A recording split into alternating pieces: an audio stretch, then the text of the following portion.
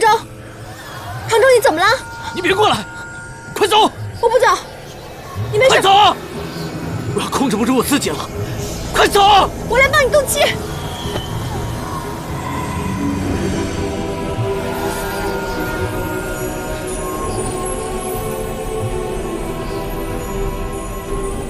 此人是我心中所爱，怎奈情深缘尽，终将一别。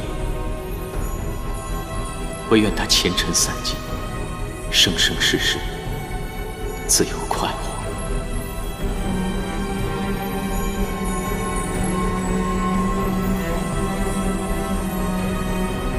你回来了。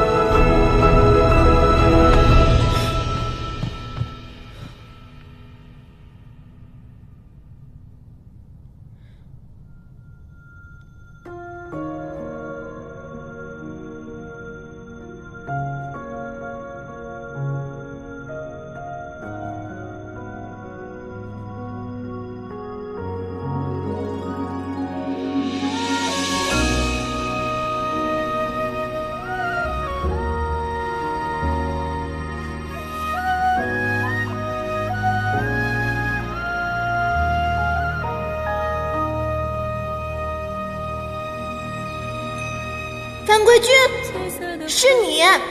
本君先好，清离应渊帝君，欢颜如莲，悲苦如己，浓尽碧枯，淡遮履身。妹妹，颜淡。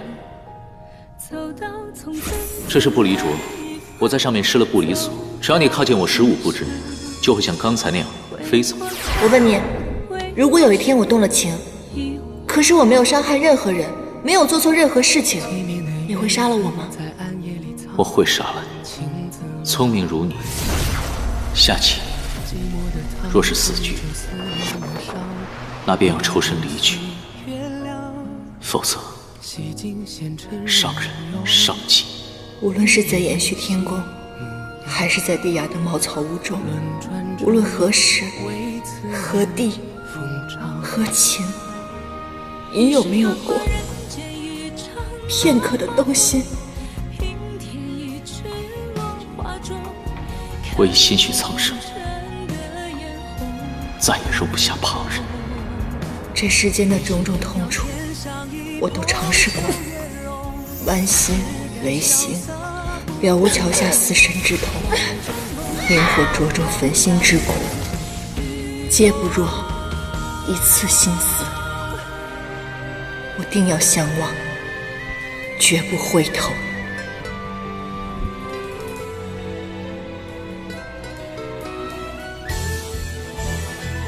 应渊，别后映上我下春与秋，山海无路万心中，欲别还休，几时都不够。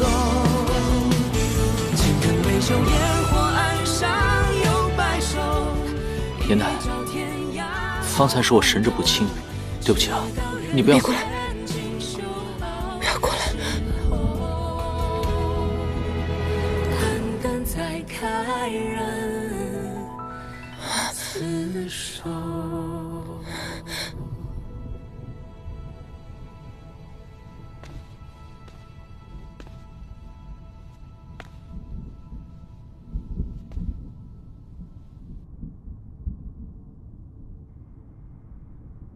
你们竟自己送上门来了。哼！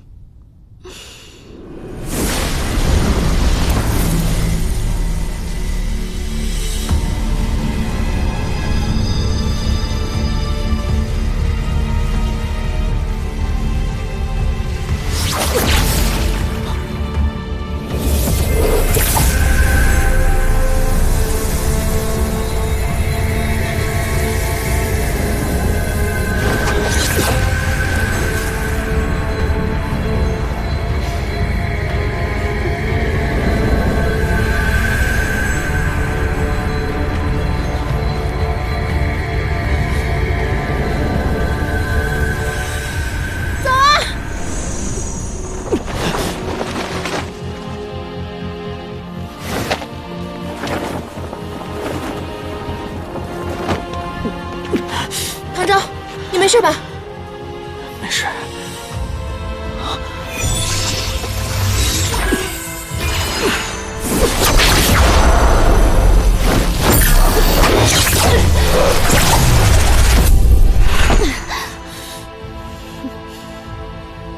圣德，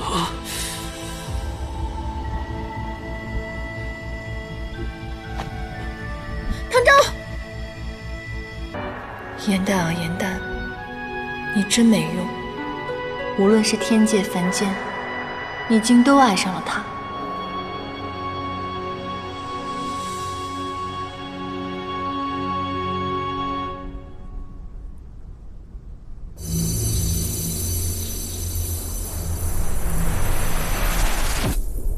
我虽然暂时压制住了他外溢的仙力，但是他仙衣破损严重，恐怕也撑不了多久。为今之计，只有找到第4件神器，或许才能有所好转。可是3界茫茫，我们去哪儿找？我可以救他。邪神之力都无法修复，你要拿什么去救？如果不是我拉着他去川上划船，他也不至于会如此。我自己惹的事情，我自己负责。放心吧，我浑身上下都是药，我一定能有办法的。况且，这凌霄派未来掌门人的人情，我要定了。我们2个在外面守着，有什么事情你随时唤我。不要再婆婆妈妈的了，你有这个时间，不如去给我做个宵夜。等我大功告成了，我们一起吃。走吧。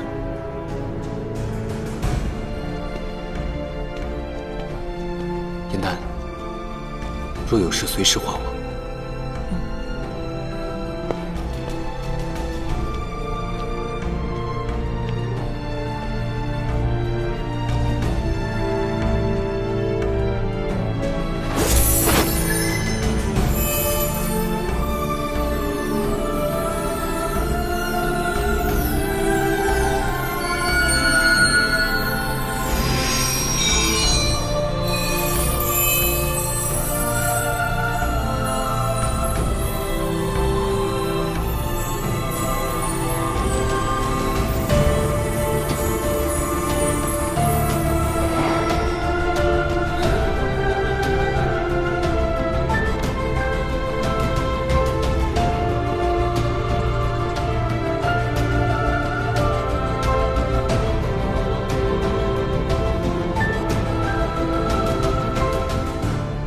为何到最后，终究是我想起来你，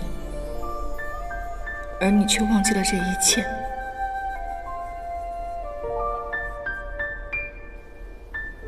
罢了，反正你也欠我这么多了，那就一直欠下去吧。颜淡。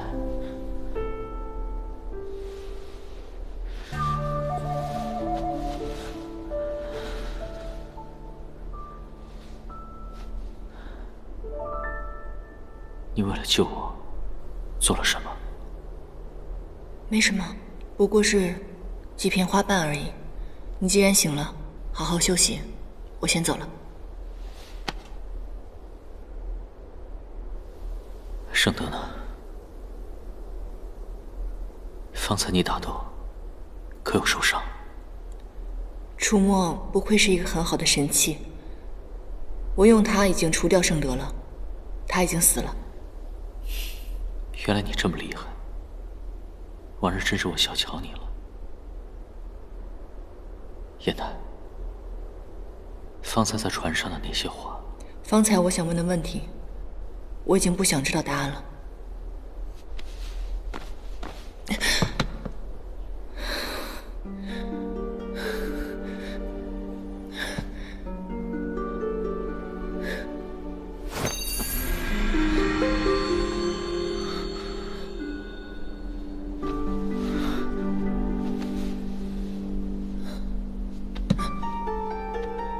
燕南，你给了我你的心头血，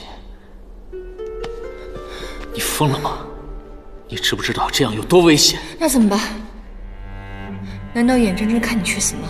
你明明什么都给不了我，你为什么总要纠缠我？你为什么总要出现在我面前？你怎么只有半颗心？另一半去哪儿了？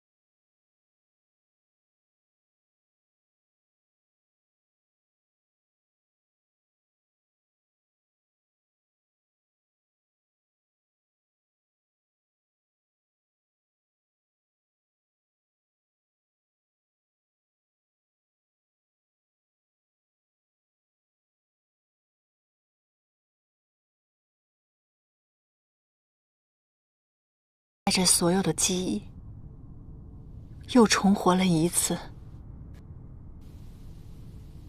你既然可以放下我，我也一定可以放下你。即使忘不掉，我也要断情绝爱。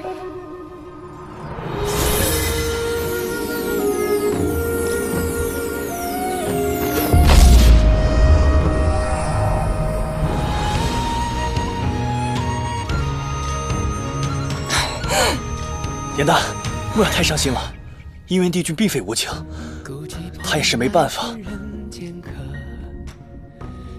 从此以后，我不会再爱他了。我只想为自己而活。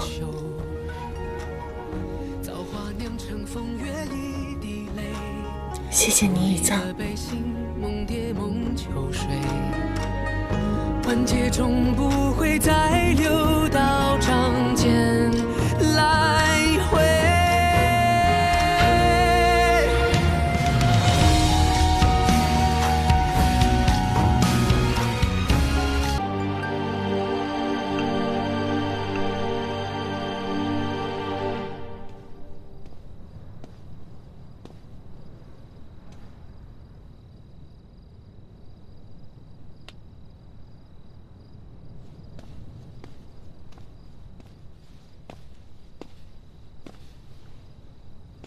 你在等我？嗯。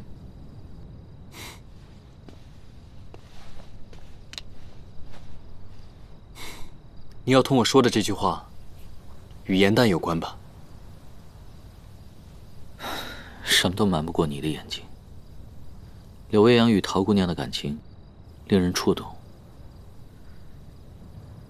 我也不想再逃避了。无论严丹如何看我，我都会告诉她我的心意。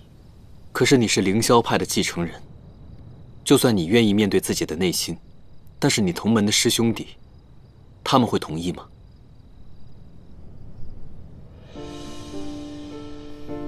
我知道，你也喜欢严丹，你们相处得更久。可是严丹是妖的身份，如果他的身份被别人发现了，你知道这个问题的后果有多严重吗？而这个后果，你可能承担。我希望你深思熟虑之后再做决定，前提是你不许伤害严丹。你放心，师门恩怨，我定会妥善处理。我绝对不会让严丹受到一点点的伤害。在你历难结束之后，你要返回天界做你的上仙，而严丹怎么办？无论我是什么样的身份，我都会保护好他。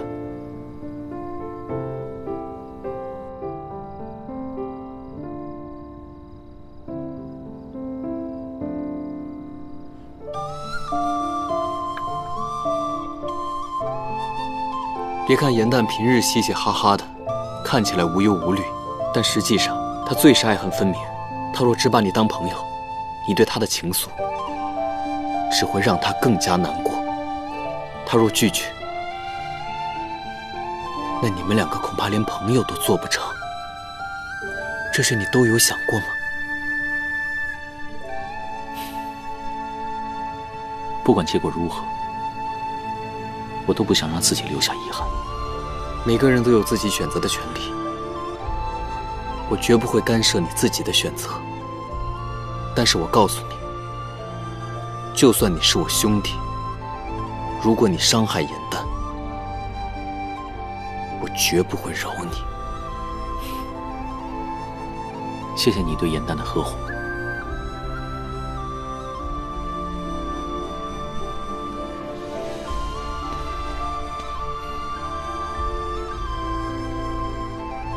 玉木，你放心，我不会让严丹因唐州受一点点伤害。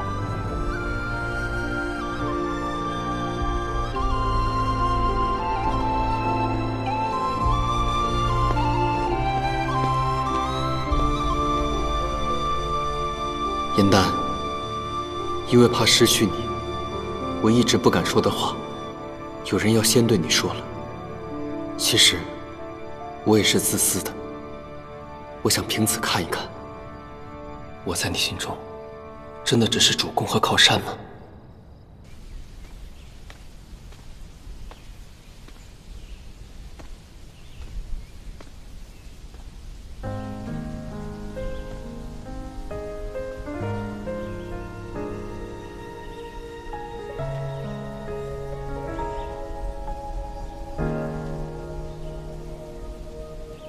错一粒多少发黄的心，碧落无趣到流泪的人间去，却以为常有四海的雨，尘埃如洗，难过欢喜都轻易的忘记，你越过了青丝缠入指尖，还沉迷于一瞬间花开的时期，偶尔兴起也泛愁绪。严奈，我决定不做凌霄派的掌门人了。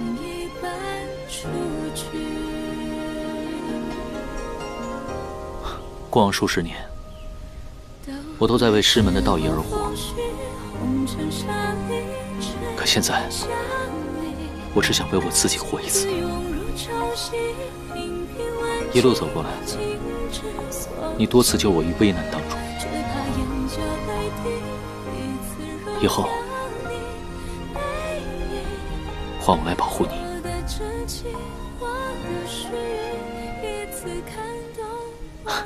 其实，我第一次见你的时候，你还挺烦人的。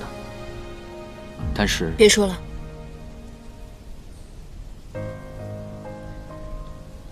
别说了。我知道，我们之间曾有过诸多误解偏见，但如今我的寤寐思服，辗转反侧。这所有的一切都是为了你，此身，此心，已许苍生，再容不下旁人。以前不悔，日后亦是永绝。应渊，你永远都不会放下责任的。那你梦中的那个人怎么办？你难道不找他了吗？你现在跟我说这样的话，你对得起他吗？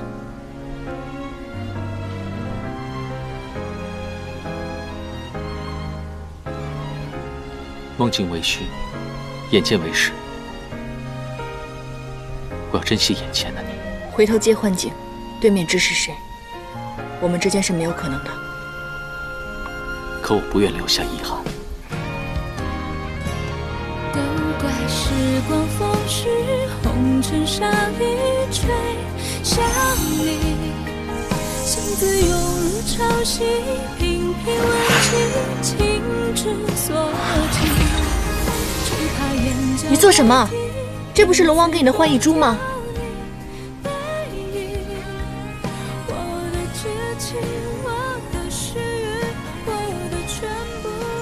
碎珠为证，过往种种，就让它过去吧。守着春秋来去，一往而深，向你前行。泪在沉香人迹，尘埃落定，仍有期许。我愿将过去的一切，化成这漫天繁星，送给你。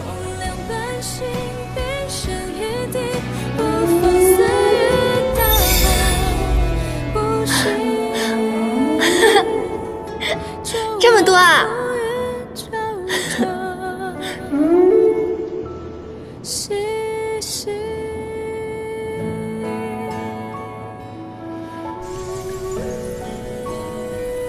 结星星，又是结星星。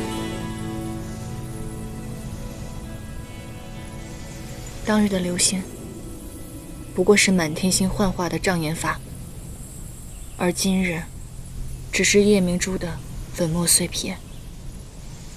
假的，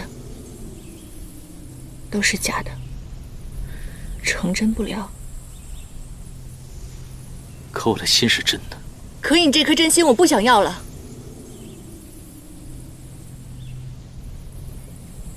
你不要再白费力气，我再跟你说一次，你我之间绝不可能，我是不会喜欢上你的。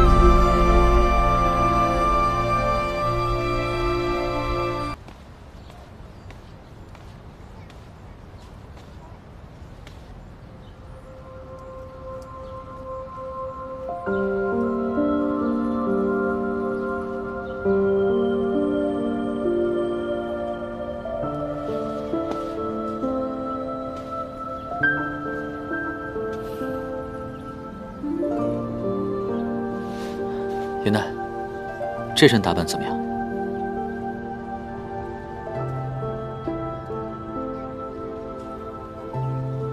啊，那个，我不会下棋，我知你艺术超群，你可否教我？我以后不会再下棋了。那个，以前你最讨厌这个不离所了，今日我教你此术。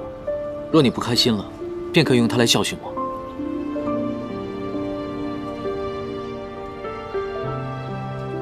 唐周，我已经不需要了。还有，我非常讨厌你这身衣服。若以后你再敢穿着它出现在我面前，我见一次烧一次。柳阳，你到底是在帮我还是在害我？那个严旦，你别误会。这个衣服是柳维阳选的。哎，严旦，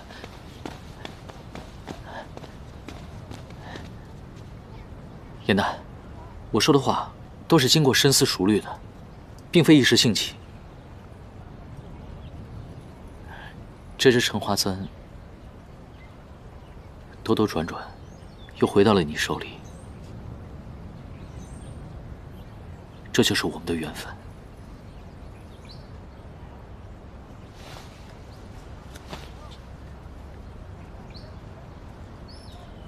沉香早已燃尽，就算有缘，我们终究还是无分。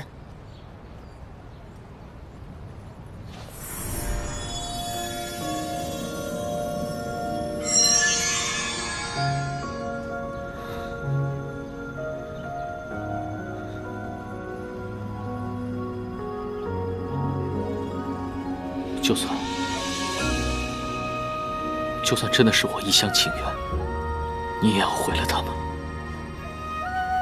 难道你从未对我有过一丝心动吗？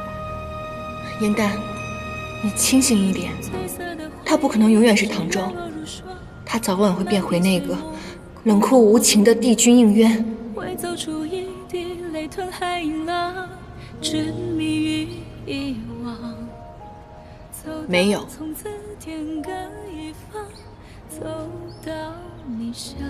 明日我便会离开神霄宫，还请你将这不离镯解下。从此以后，我们不要再见面了。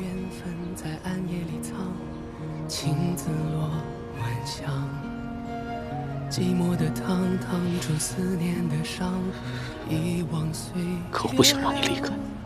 长痛不如短痛，解开吧。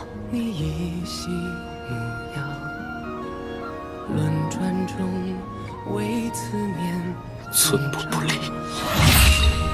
你是繁华人间一场落花风，平添一池落花中，看破红尘的眼红。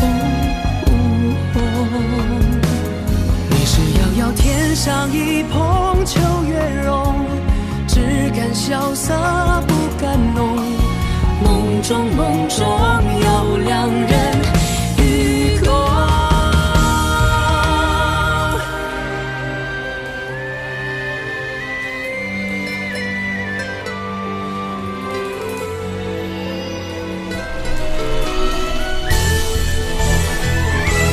与君别后，云上我下，转眼秋，山海无路万行舟，欲别还休，几时都不够。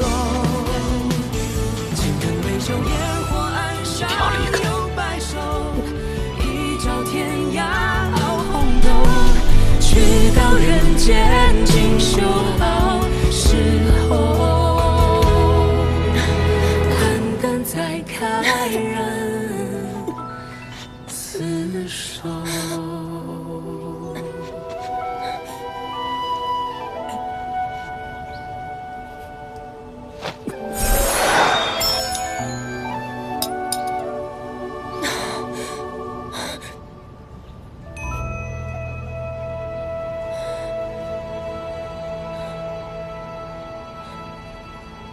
多谢。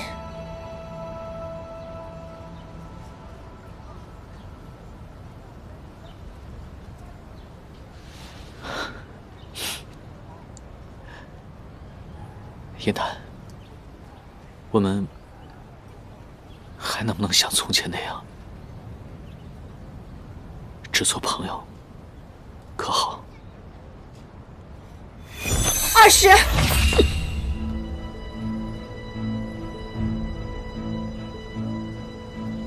你怎么会下不离所的禁止？因为我和柳维阳一样，已经找回了记忆。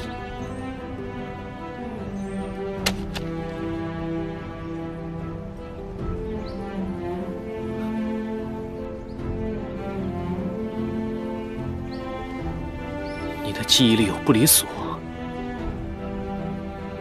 难道你的过去与我丢失的记忆有关？没有，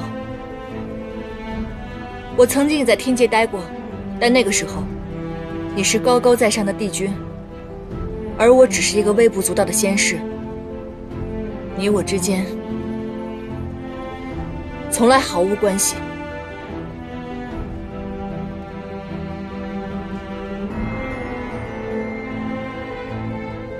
如今你有法环的禁锢，来日你有天条的禁锢。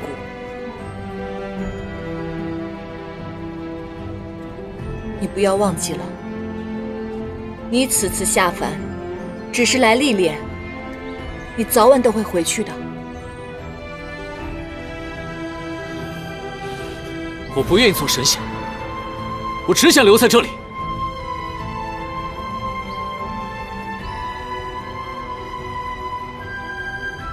900年前，夜望川边，我一直都在等这句话，而现在，一切都太晚了。你之所以这样说，是因为你现在是凡人唐周，等到有一日你变回了帝君，你便不会这样选择。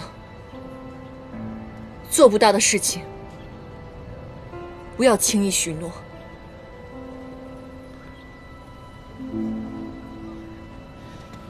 我的帝君回忆是如何的，我不知道。我只知道，我身为帝君时，若遇见你，也必定会爱上你。即便你恢复了记忆，我还是会选择和你在一起。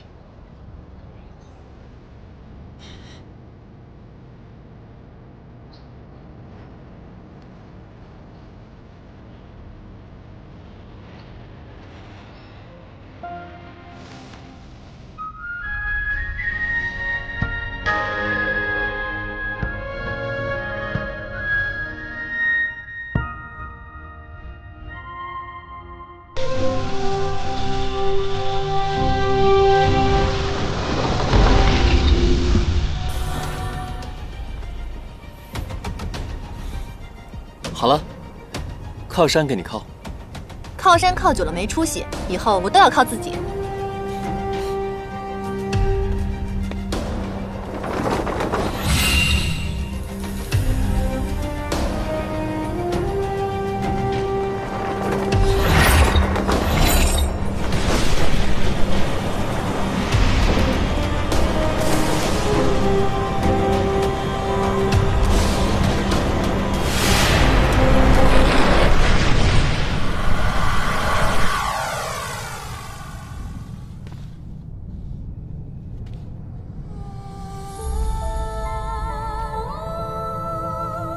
我这是在哪儿？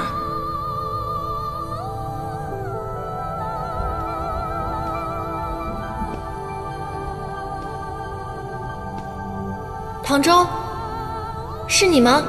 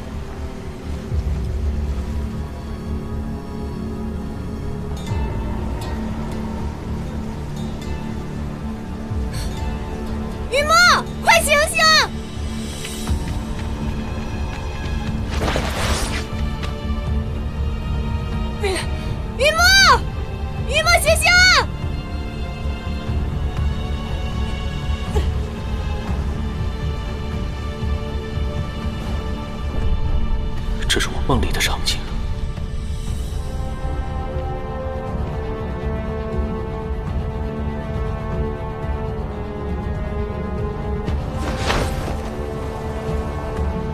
严丹，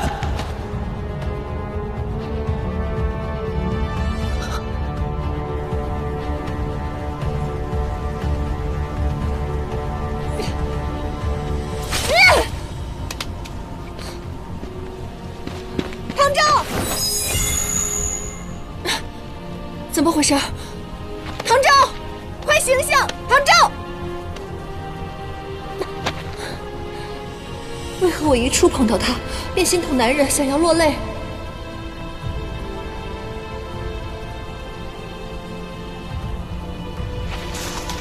醒醒啊！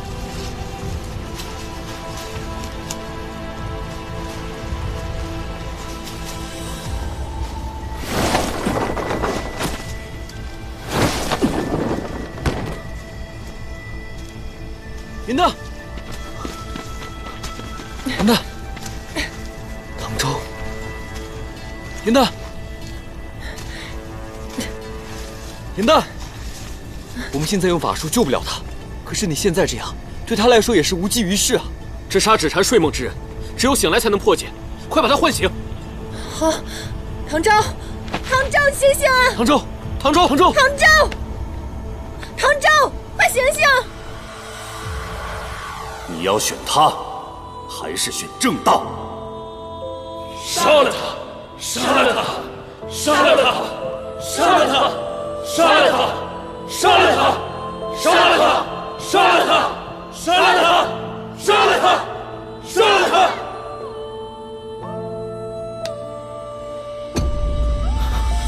不要！不要！不要！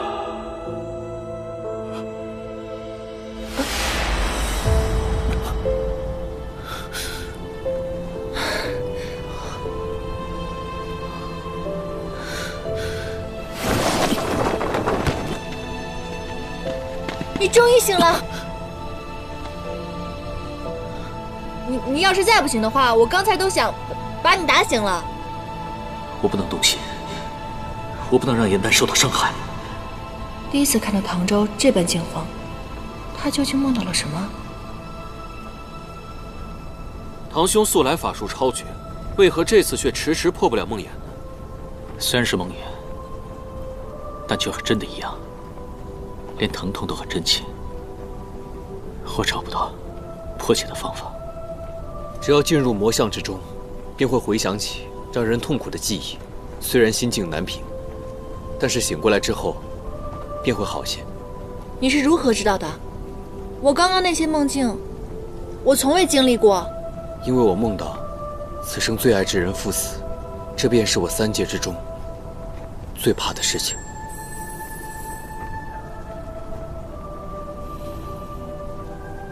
唐哲如此神色，只怕在幻境中见到了那个一直求而不得的梦中人。他这般难过，但是很喜欢那个人吧？你不是说你失去记忆了吗？那方才梦境之中想起些什么呢？我只看见当年重伤疗愈、苦修术法的创痛时期，并没有其他的。这魔像之中，空无一物，它的能量从何而来？现在风沙这么大，咱们先找找吧。走吧。走吧。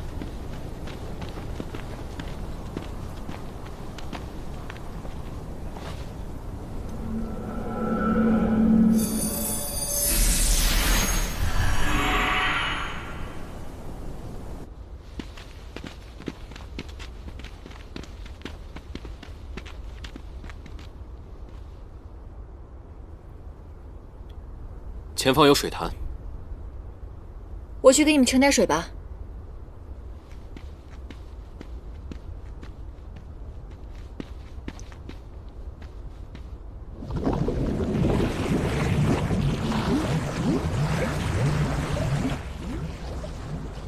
哎，这水怎么变颜色了？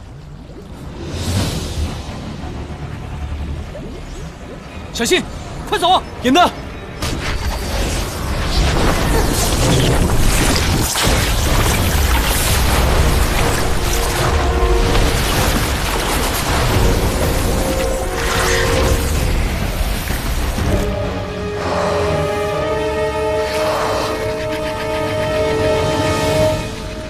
绿洲是巨蛇所化。我天，这蛇怎么有9条尾巴？难道是典籍上所说的，这是魔族神兽9尾蛇？若真是9尾蛇的话，大家护好周身，其血有剧毒，不可沾染其血。嗯。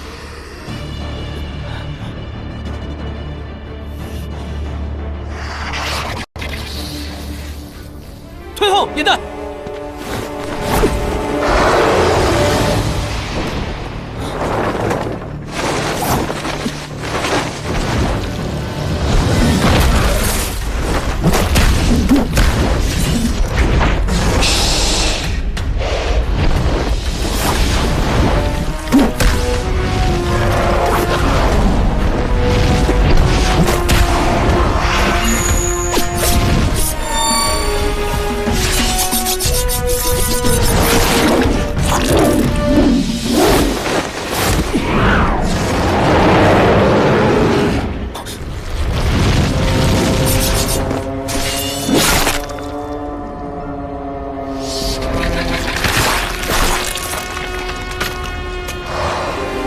小心，这蛇尾能重生。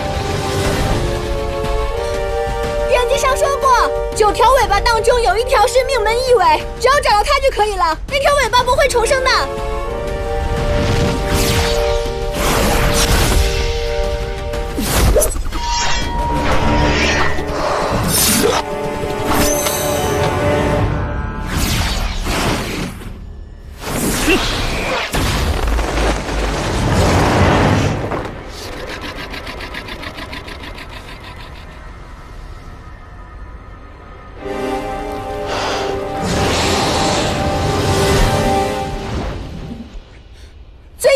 2条，它们互相缠绕在一起，彼此相互，肯定有1条是一尾。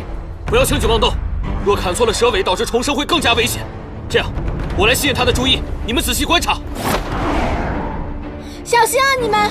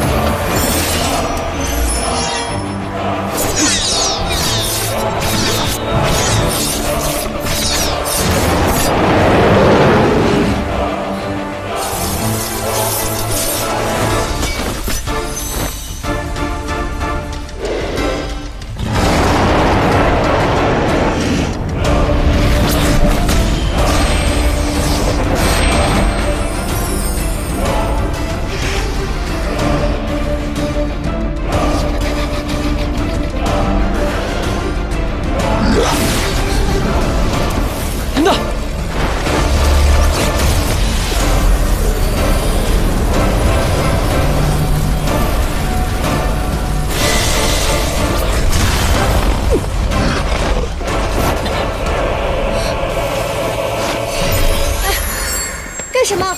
为什么要剜肉？我可以帮你疗伤的。蛇毒剧烈，唯有去除方可疗愈。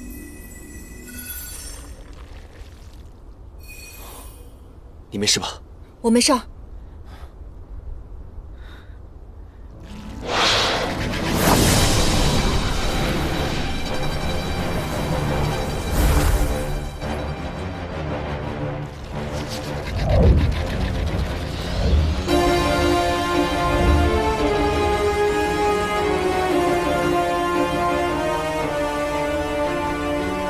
小心，有幻术！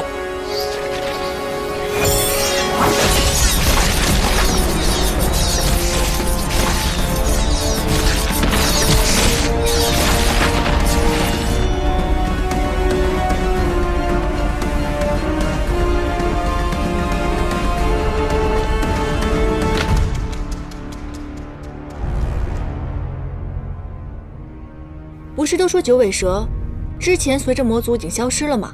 他怎么会又出现在这儿？就是之前我们有谁见过他，留下了恐怖的记忆，他才会出现在魔像里。哎，你们之前谁见过他？此蛇定是出自参与过仙魔大战的火德元帅，当年正是他将师傅送回的天界。此蛇既与魔族有关，我倒想看看与魔族相关的消息能在茶楼里卖个什么好价格。你傻呀，这有什么赚头？要我说，不如把他的蛇牙给拔下来，这样更有价值。我最近呢，想写一本神仙益智画本，用他的蛇牙拿去当道具，定能刻满。财迷心窍。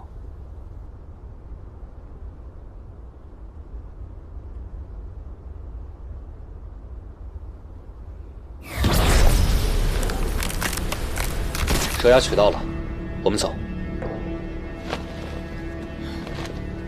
这是哪儿啊？未知之地，大家务必小心。啊，这好生诡异啊！这明明是一座寝殿，怎么这么多镜子？我知道了，这难道就是那老夫人说的寻回记忆之处？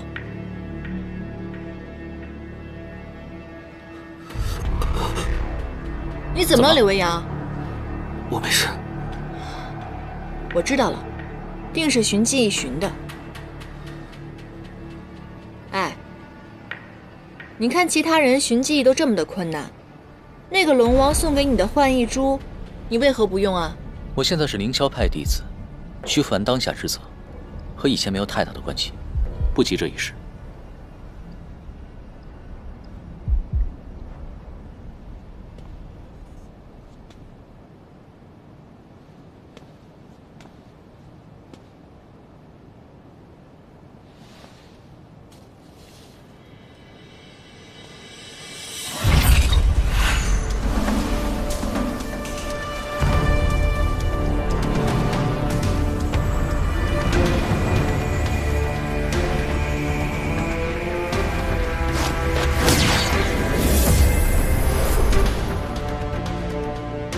那好像有什么东西。你猜的没有错，不负荒颓，万物转生，这应该就是第3件神器——楚墨。楚墨，世间竟有如此宝物，如果被他人知道，岂不是要引得万人争抢？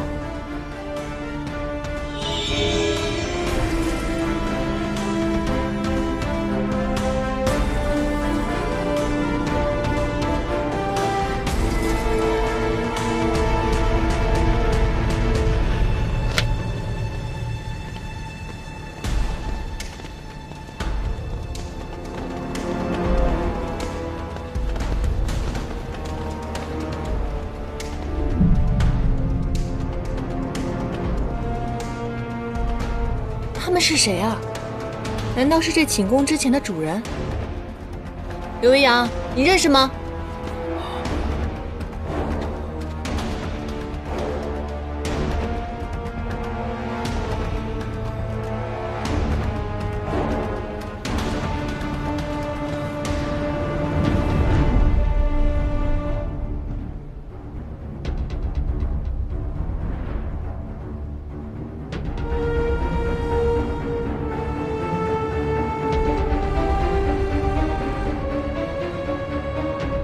此人位高权重，统领重臣，看起来应该是个重要人物。这寝宫久无人住，镜子里还能反映出往日之景，看来此处别有玄机，咱得当心点儿。想必是楚墨重启，先例外役的缘故。你们过来看。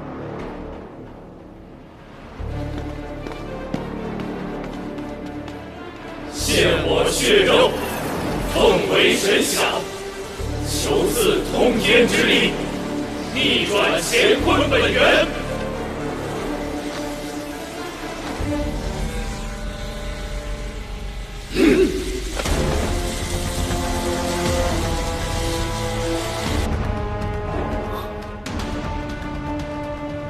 居然以血照力，如此阴邪法术，绝非仙家所为。你怎么了？我没事。不好，九尾蛇要复活了，大家快把楚墨取走！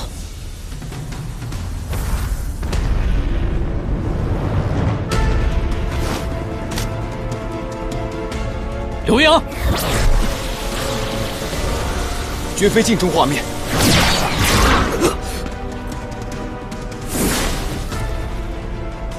你回来了，你终于回来了。你究竟是何人？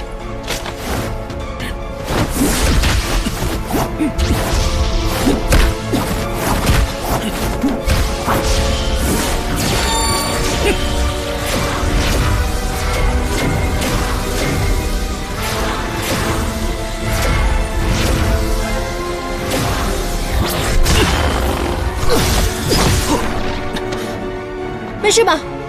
我没事。哎，你怎么样？我也没事。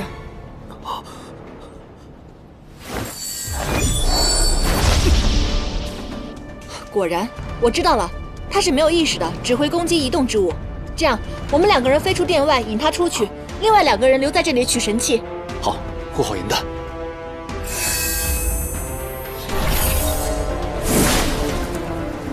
我驱散烟雾，你赶紧取神器。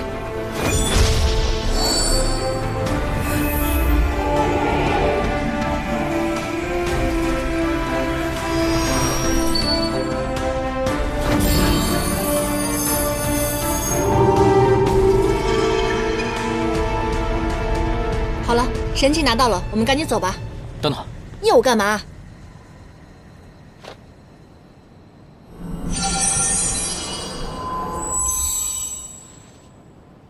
拿着，这是谢你救我一命。原来这是心动的感觉。拿着。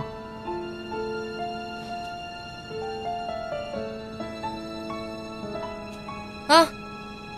刚刚在沙漠中也救了我一命，折损了一个花瓣。我再给你一片，你留着吧，以后护身用的。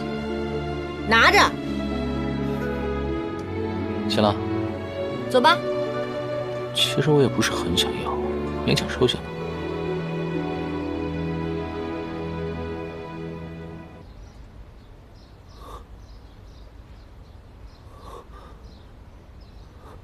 银檀，银檀，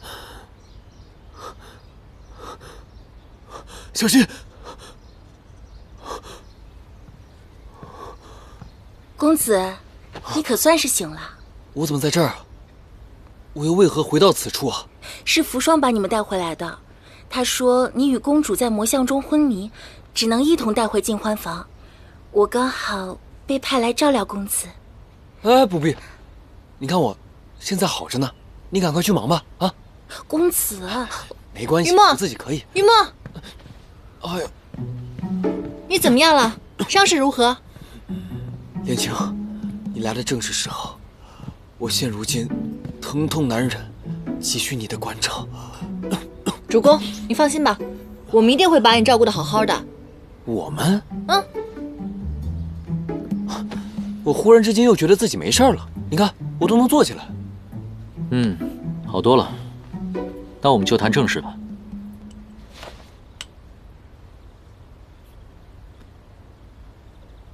我和严旦拿了神器之后，还未走出宫殿，却被一股神奇的力量给震晕了。醒来之后呢，就回到了尽欢房。说说吧，你在外面究竟发生了什么？我们刚刚交手之时啊，柳微阳刚刚看清了神秘人的真正面目，就在此时突然之间自爆了，而且释放出巨大的灵力。在此之后，我跟你们一样，全然不知了。这魔像里面竟然有魔族的神兽，还有灵力强大的神秘人，这会不会跟魔族有什么关系啊？若真如此，事涉尸仇，我定要查个水落石出。咱们必定要好好查上一番，为我日后的神仙意志画本再添上新的一章。好，我也加入。喂，你不是来寻找李晨的吗？现如今李晨你已经拿到了，而且还在魔像中偶得第3件神器啊！目的你已经达到了，现在为什么还要跟着我们呢？若真有魔族祸乱凡间的话，我身为凌霄派的弟子，岂能坐视不理？我必定要查个水落石出。我觉得我们越来越像一个小队了，虽然各自的目的不同，但是殊途同归。在过程当中，我们行侠仗义。我日后一定要把这些故事写进我们的画本里，人妖齐心，守护苍生，必定会传为佳话的。有人看才怪。我看，那你就慢慢看。好了，别开玩笑了。而且，在魔像的法阵，并非像是天界所示。在宫殿中，神秘人对柳微阳说：“你回来了。”由此可见，他们一定是旧相识。他口口声声说进入魔像之后就会恢复记忆，现如今发生的种种事情，是敌是友，一探便知。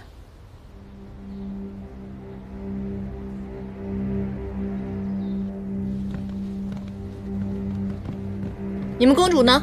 我要找你们公主。公主在魔像中身体不适，想静心休养，今日不见任何人。是吗？她有什么不适啊？我们这儿有妖界的神药，还有凌霄的秘方。你公主得了什么病？让我们进去，没准看看就好了。她是不想见呢，还是不敢见？公主既然严明不见，那么无论是何缘由，我都不会让你们见到她的。诸位，请回吧。口气还不小，难道你就不怕我们闯进去？二位虽功法高强，但这毕竟是神霄宫的地界，诸位如果要战，扶霜定当奉陪。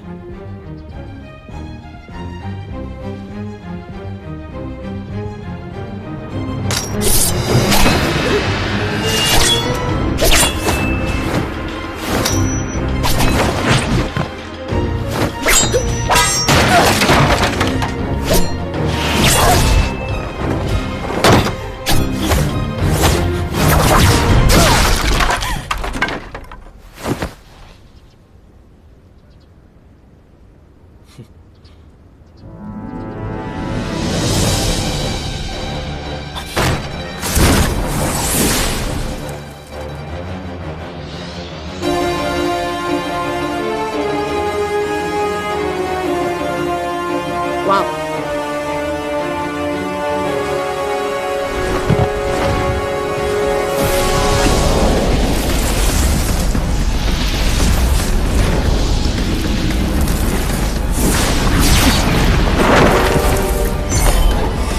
那是九尾蛇的蛇牙，小心啊！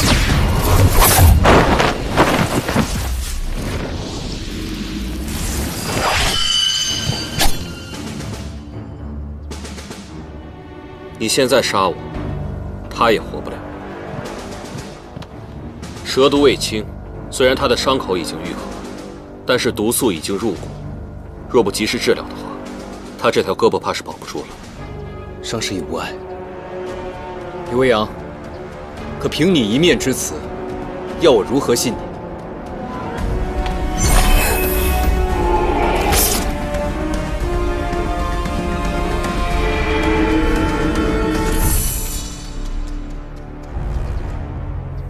九尾蛇乃是3界中剧毒之物，被其击中，皮肉尽腐，骨中毒血，唯有其牙可以将其吸出。你为什么会对这些如此了解？你已经恢复了记忆，否则功法不可能会如此强悍。说，你到底是什么人？我混沌苟活数十年，如今陡然知道了一切。只有痛，没有快。现在我心乱如麻，能否容我独处些时日？你们与我有相助之恩，我一定会有所报答。你们想知道的一切，待我清理好前尘，一定会如实分说。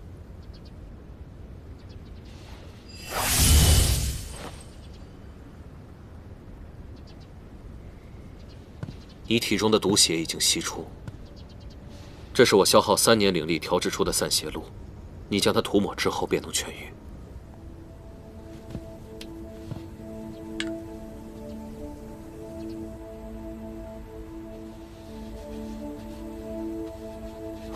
他方才所用的招式，与在魔像中神秘人的招式不尽相同，甚是可疑。不过，确实是我轻敌了。柳维阳所言非虚，此路确实疗伤灵药，你的蛇都已经全都解了。可若他是敌非友的话，为什么要给你解药呢？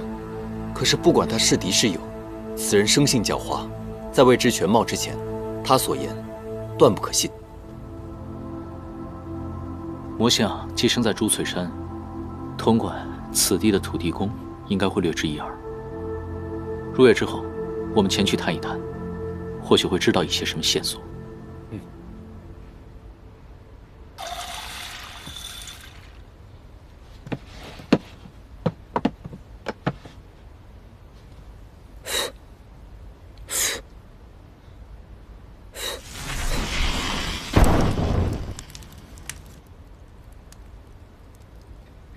多谢。于墨，你教我失火术吧。我知道，我们花精是属木的，修习火系法术十分艰难。可是这个太实用了，我以后不想再受别人庇护了。我也想去保护我想保护的人。昨晚呢，你是一夜未睡，这酒还需要一些时日才能烧成。不如你先休息，晚些时候我再教你。行吧。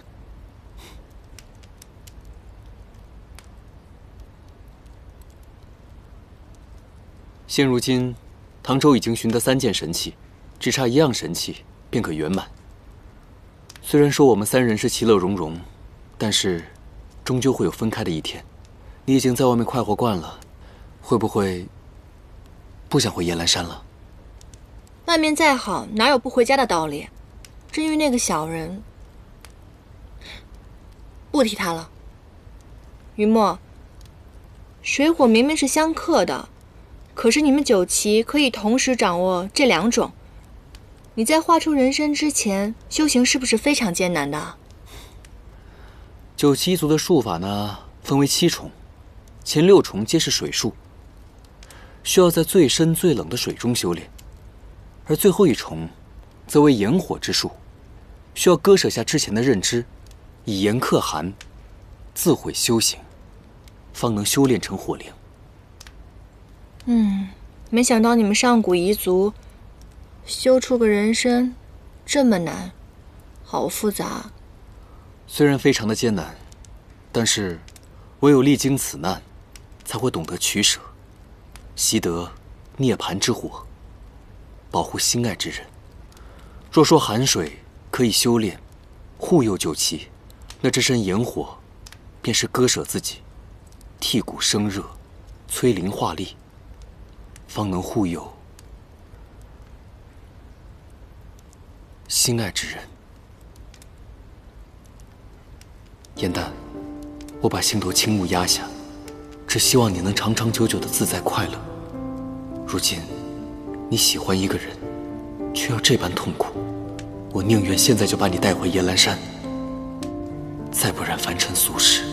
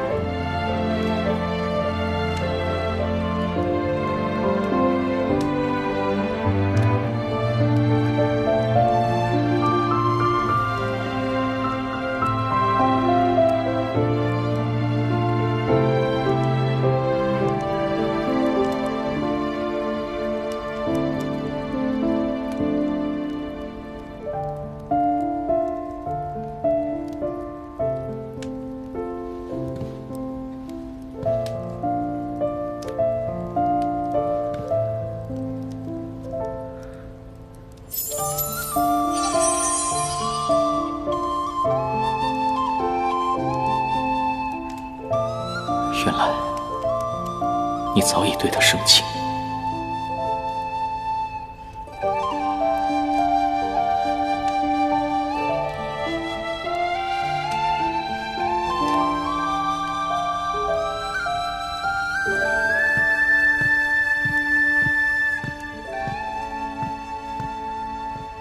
酒已酿好，你是送汤还是送酒？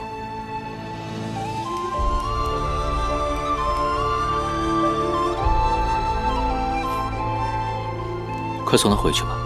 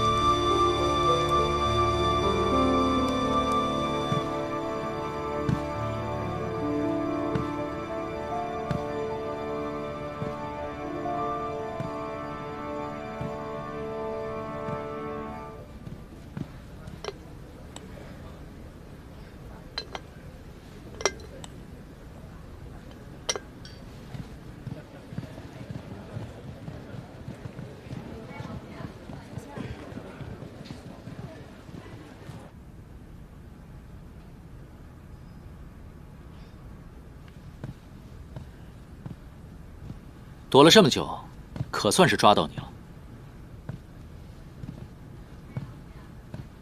我过来并非为了与你打斗，这是如愿酒。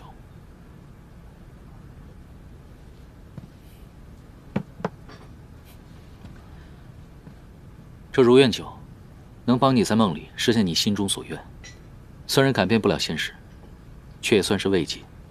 等你心情平复好了之后，我才过来与你探讨魔相之事。为何要帮我？我想疑团未解，若生祸端，难保苍生太平。你是解谜的关键，必然前来找你。况且，我们一起出生入死，早已结下情谊。开解友人，不需要理由。你很像我的一位故人，你同他一般，都是这样的恩慈天下，满口的苍生仁义、责任担当，热衷在三界四方管些闲事。但是你同那时的他相比，多了些人情味儿。今日我也想来管管你的闲事。你同我一样，都是失意之人，想不想知道之前的事情？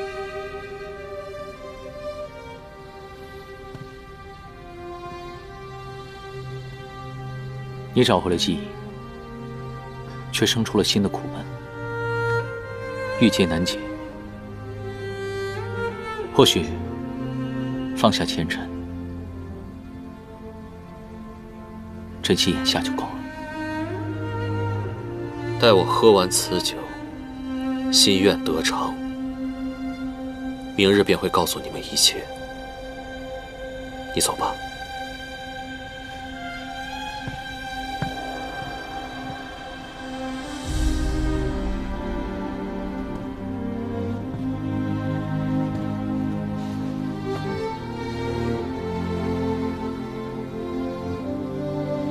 赤子，若不知道前尘，怎知道眼下该珍惜什么？我有我该偿的债，你也有你应结的缘，应愿去。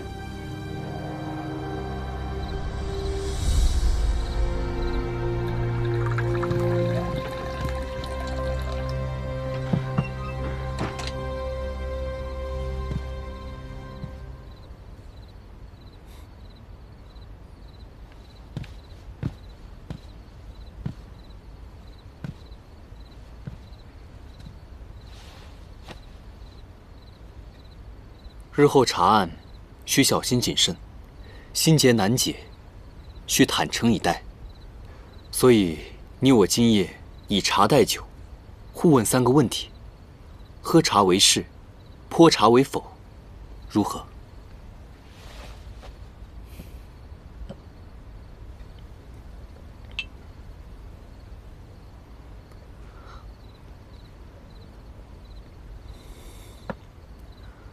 第一个问题，你给严旦设下不离锁，并非为了管教妖类，而是存有私心，对吗？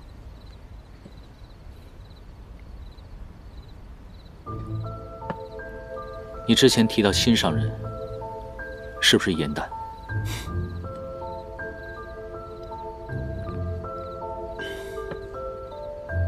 第二个问题，你迟迟不愿意服下幻翼珠，不愿意恢复记忆，是否也同严旦有关？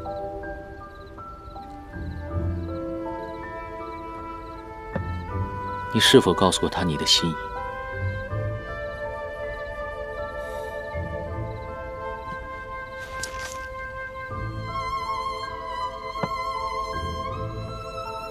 第3个问题，你若集齐4大神器，是否会与他断绝瓜葛，安稳送他离开？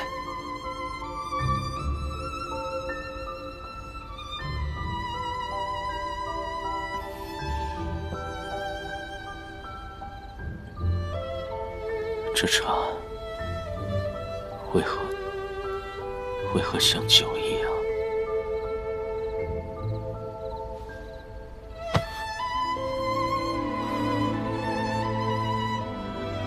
你若不愿回答，直说便是。我又不会逼你，何苦如此？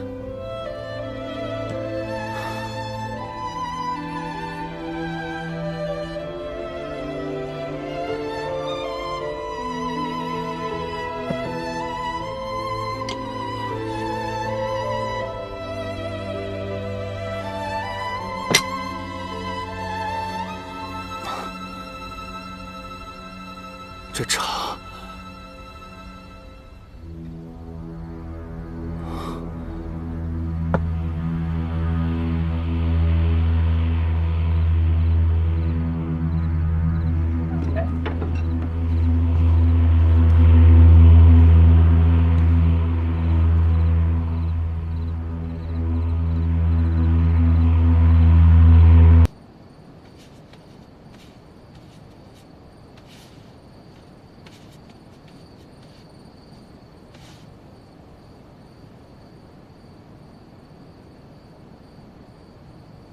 是你。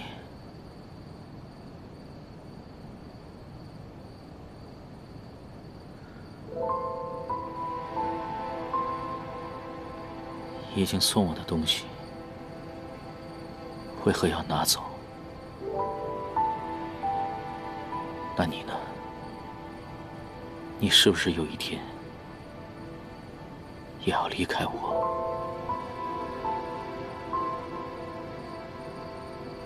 你为何不说话？莫非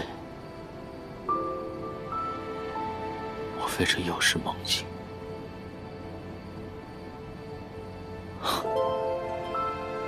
也好。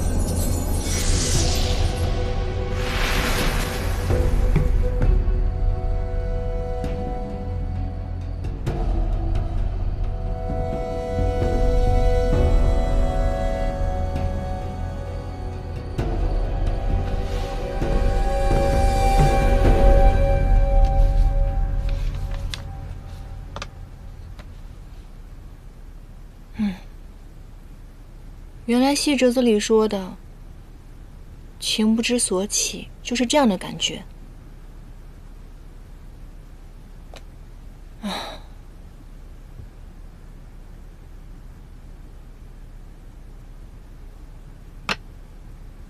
严丹，你冷静一下，到底在想什么呀？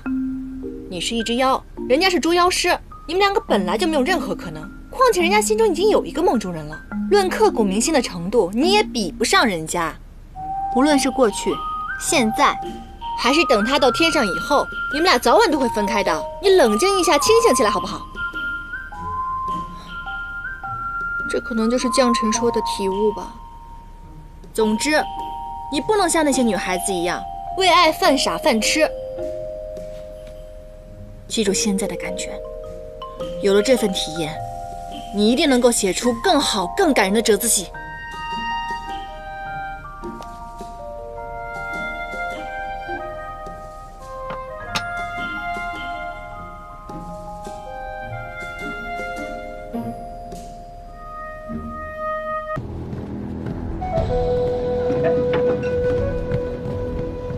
哎，人呢？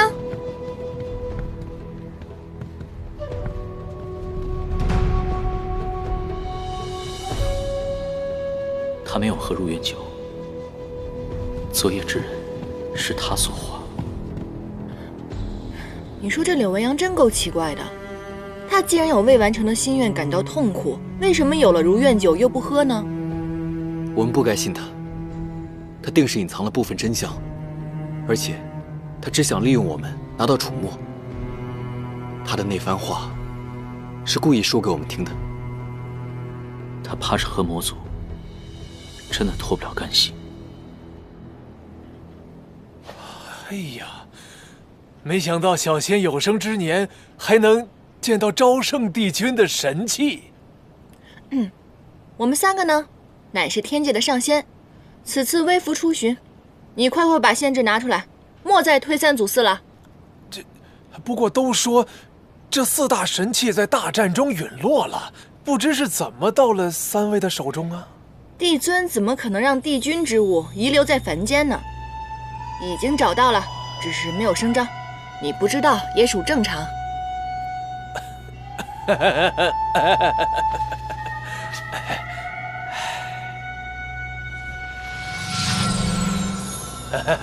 之前是小仙有眼无珠，这个限制就在其中，参未尽情翻阅。上仙议事，你且回避。对了，帮我们沏壶好茶过来，走吧。小仙这就去。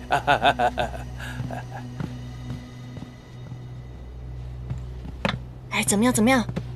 是不是演得很厉害？看看。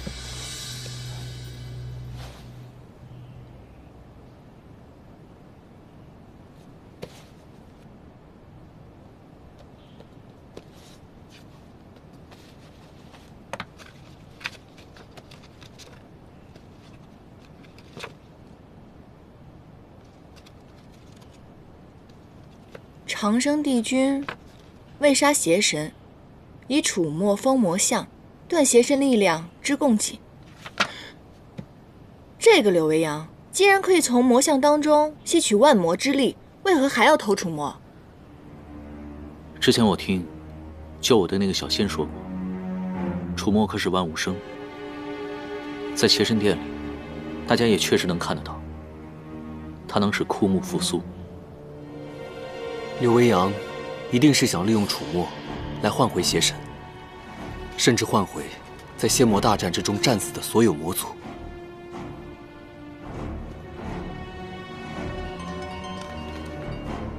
你们看这个，看到了吗？万魔之眼世代相传，与魔像相辅相成，可以吸收万魔之力，并且深嵌在邪神之体，非死不得离身，唯有邪神之血方可破除。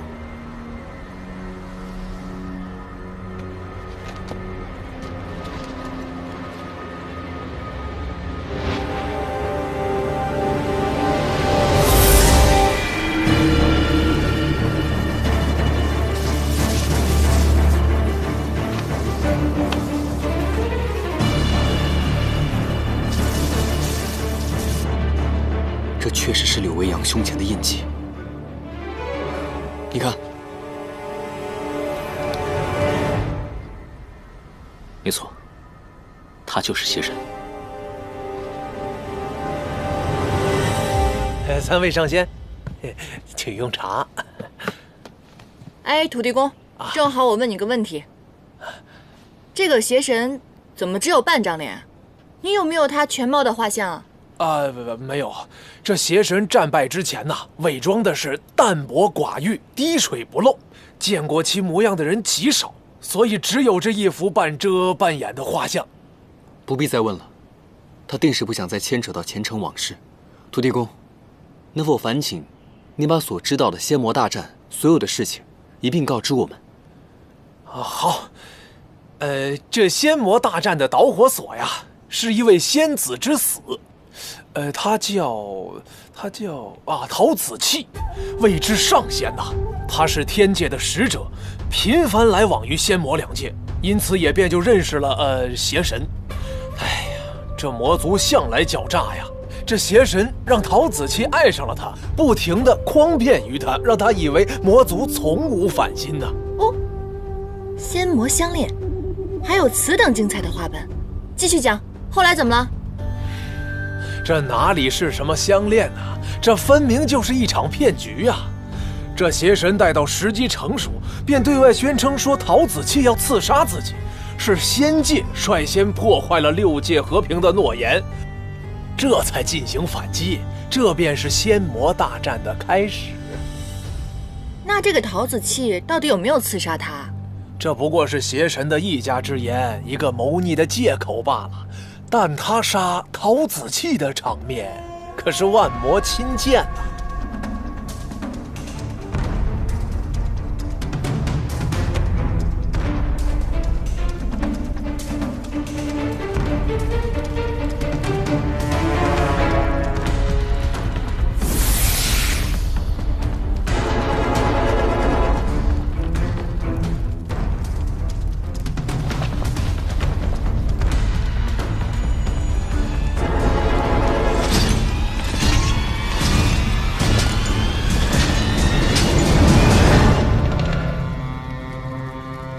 先祖昏庸无能，一直忌惮我魔族势力。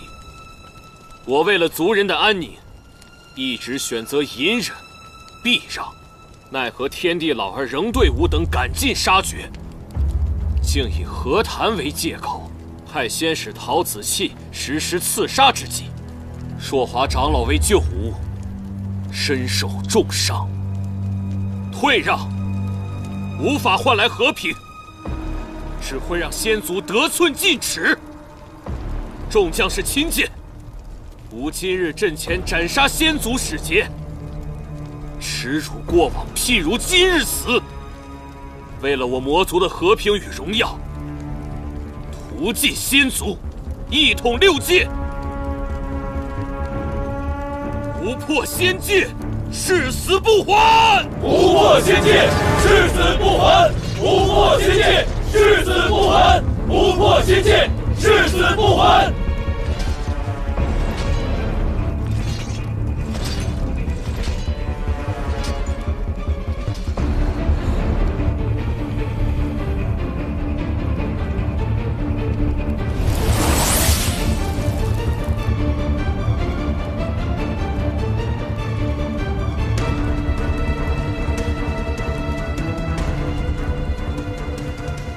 陶子气，你还有何话要说？你我之间已无话可说。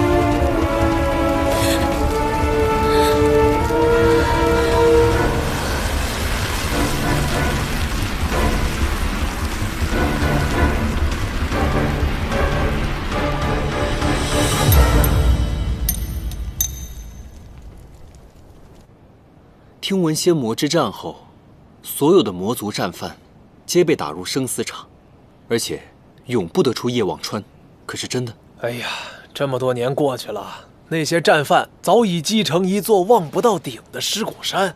这魔族战败之后，元气大伤啊！虽还保有魔界部分领地，但也不成气候了。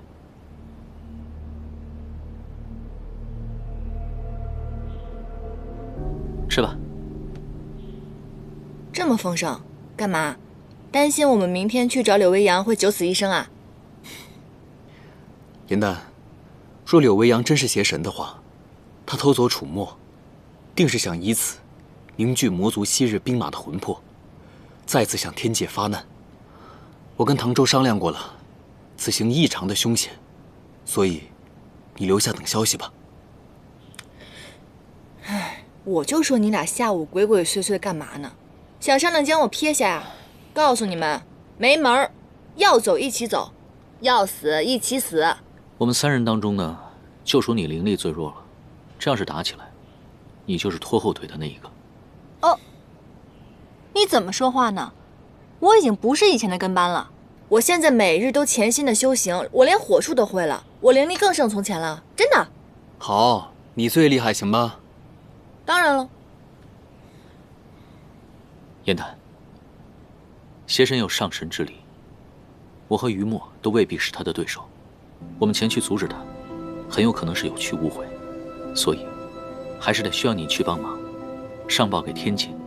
如果战事重启的话，3界很有可能会生灵涂炭。这果然就是个诀别宴，可我就是个莲花精，我哪上得了天呢？那个土地公是神仙啊，你们把这活交给他，让他去通风报信就好了。颜淡，我好歹浑身是宝，如果你们受伤了，我可以救你们。我们不是朋友吗？朋友之间就要患难与共，如果你们不带我也行啊，你们现在说不认我这个朋友就可以。喂，颜淡，依你便是。这就对了嘛，今天咱们多吃点，明日一早即刻启程。来，我把我的花童泪都给你了，你也来点。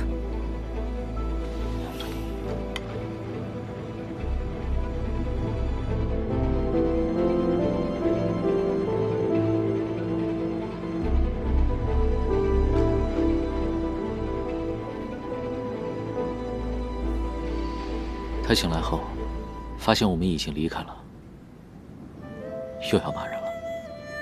只要他能安全一世，怎样都好。叶望川曾困了你800年，我不会再让你回那儿受苦。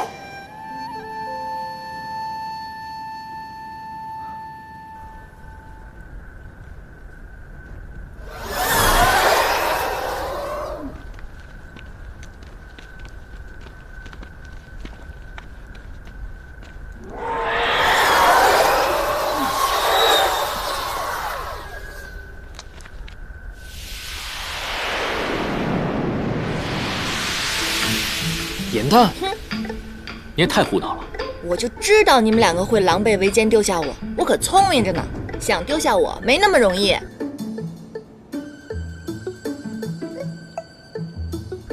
拯救苍生这种载入史册的好事怎么能丢下我呢？兄弟们，一起吧！竟然用我的法器算计我，奸诈！我只对小人奸诈。阴阳关外的恶灵一旦发现生气，便会主动攻击闯门者。在这个时候，切记要屏住呼吸，否则就会被他们发现。于墨，你放心吧，咱们2个都不是凡人，那些恶灵是不会攻击我们的。反倒是你，唐周，你这个旱鸭子，你小心点吧你。谁是旱鸭子？你。我。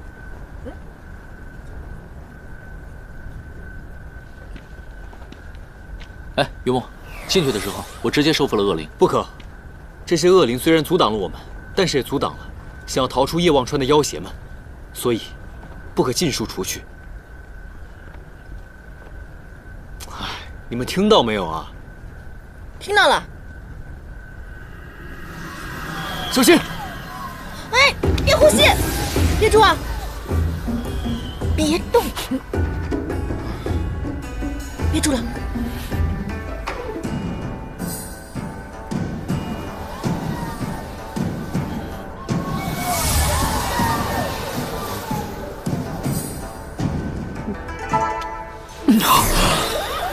哎呀！你是不是找死啊？我告诉让你别呼吸了，憋住啊！别动。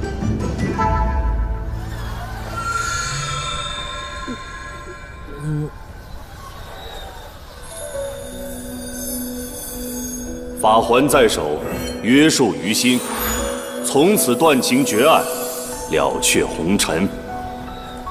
唐州的法环竟因为我而动。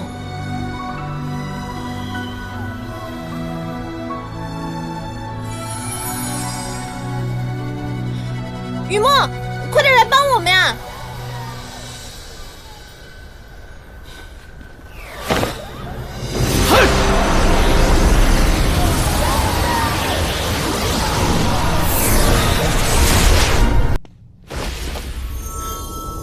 你这是干什么？以楚墨复活生灵，单凭一人之力无法做到，所以我早就设下了同生共死的法阵。刚刚你们读取我记忆之时，法阵已经开启，助我们一同离开；阻我们同归于尽。你疯了吧你！枉我选择相信你这版故事。我真的只是想救回我的心爱之人，用此卑鄙手段，实属无奈。我倒是觉得，可以再信他一次。他若说的是假话，助力之人即刻停手，他便什么也得不到。如果他说的是真的，可以成全他的一片痴情，魔族也会就此沉沦不复，永失其主。行吧，那我双手赞成。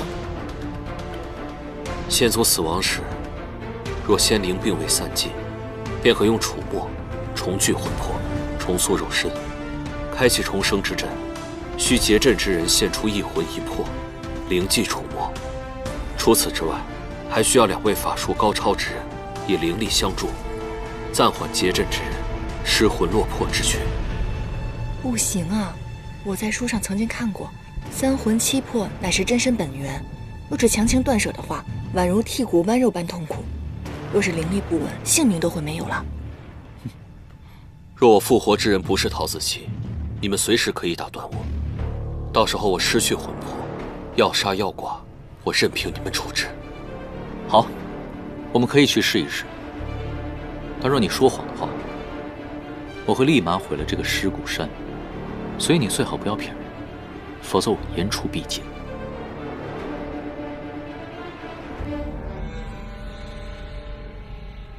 可这尸骨山高不见顶的，茫茫白骨如海，你怎么找他的魂魄？子期一直佩戴着一只紫焰簪，那是天庭赐予他的恩赏。紫焰簪集至坚至美之物锻造而成，永不消散。子期十分珍视此簪，常常拿在手中把玩。只要我们能够找到此簪，便一定能重聚他的3魂7魄。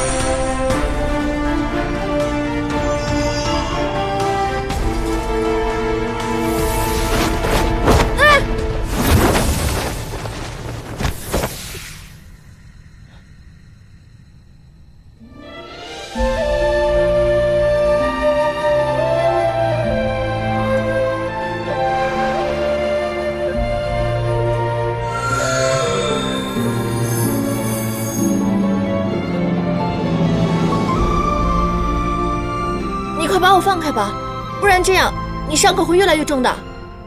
无妨。若你心中没有我，怎会多次舍身相救？